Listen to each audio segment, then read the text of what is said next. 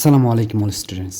আজকে আমাদের ক্লাস সামারিতে যারা পরীক্ষাতে 10 থেকে 10 পেতে চাও তাদের জন্য আজকে ক্লাসটা একটু লম্বা হলেও তোমরা ক্লাস শেষ করার পর ইনশাল্লাহ পরীক্ষার মধ্যে 100% ভালো রেজাল্ট করতে পারবে। সামারিতে লেখার সময় অবশ্যই খেয়াল করতে হবে সামারি তোমার অনেক দুই প্রকার হয়।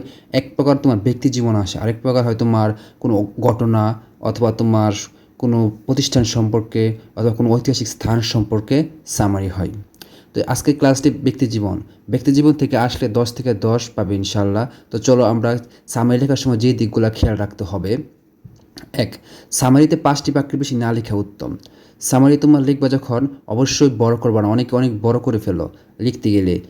তোমাদের লেখার সাইজ অনুযায়ী অর্ধেক পেজ থেকে যারা লেখা বড় বড় তারা এক পেজের ভিতরে অবশ্যই শেষ করবে, সামারি বেশি বড় করবা না। তারপর নাম্বার 2, একটি প্যারাগ্রাফ আকারে লিখতে হবে। অনেকে সামারিতে স্টেপ দাও, সামারি এক স্টেপের ভিতরে প্যারাগ্রাফের মতো লিখবা।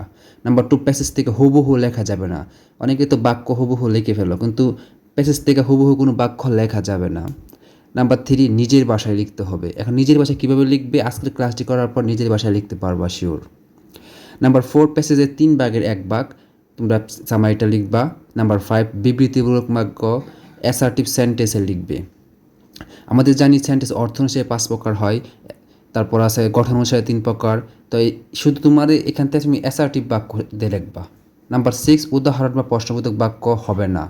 তোমার অনেকে কোটেশন থাকে, প্রশ্নবোধক বাক্য থাকে, প্যাসেজ, এগুলো লিখে কোনো লিখবা না। জাস্ট তোমার অ্যাসার্টিভ বাক্য দিয়া তোমার সামারিটা সহজ ভাষায় তোমার নিজের ভাষায় গুছিয়ে লিখবা।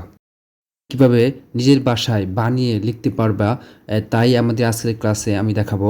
তোমরা অবশ্যই খেয়াল রাখবে প্রথম সেন্টেন্সটি যেন সামারিতে খুব সুন্দরভাবে লিখতে পারো, কোনো ভুল করবা না, বানান ভুল করবা না, তাহলে পরীক্ষাতে 10 থেকে কমপক্ষে 9 নাম্বার পাওয়ার যোগ্যতা অর্জন করবে আজকের পর।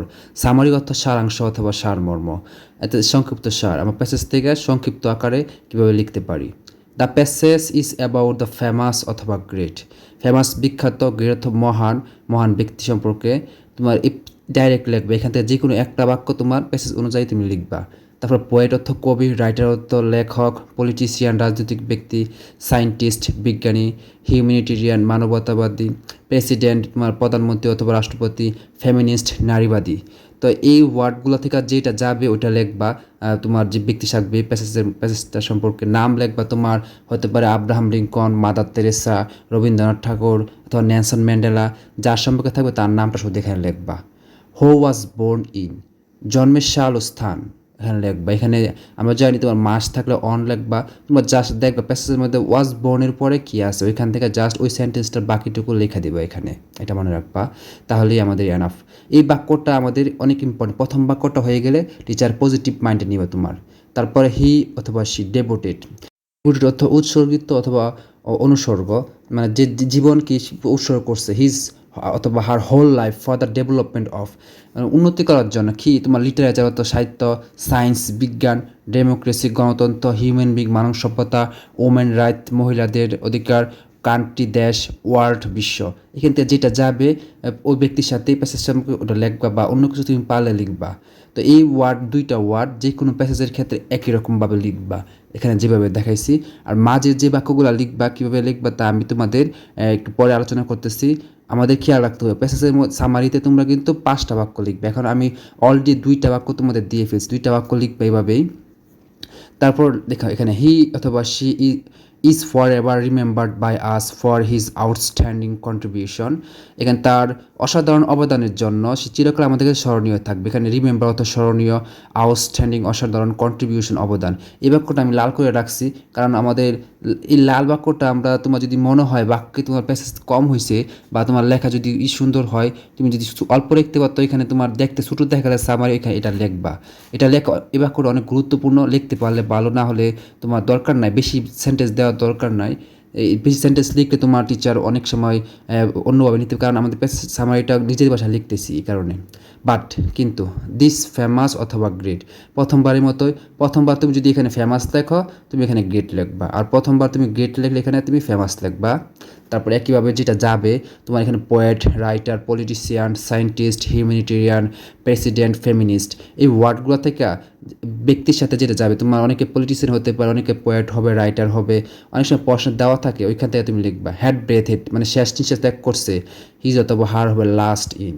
এখানে একই কথা, তোমার যে যেখানে মৃত্যুর কথা থাকে লেখা থাকে, মৃত্যু কত তারিখে করছে, কত সালে করছে, কোন জায়গায় করছে, এখান থেকে তুমি এই বাক্যটা থেকে তুমি এখানে লিখে দিবা, তাহলে তোমার জন্য এনাফ, এক্সট্রা কোনো কাজ করতে হবে না। এভাবে লিখলে আর দেখো এখানে আমাদের মাঝখানের বাক্যগুলো থেকে এর আমি অনেকগুলো বাক্য লিখছি, 3-4টা বাক্য লিখছি, তুমি তোমার প্রয়োজন অনুযায়ী 3টা বাক্য নিবা হাইস্ট, ঠিক আছে। ইন, শিক্ষা সম্পন্ন করার সাল, তোমার অনেকে এসএসসি পাস করে, এইচএসসি পাস করে, অনেকগুলো থাকে, কিন্তু বাট তুমি কি সবচাইতে বড় যেটা থাকে ওইটাই শুধু লিখবা শুধু। অনেকে পিএইচডি বা বিএ অথবা এমএ লিখবা। তো ইন মনে করো 1940 সাল, 1940 হতে পারে, 1940।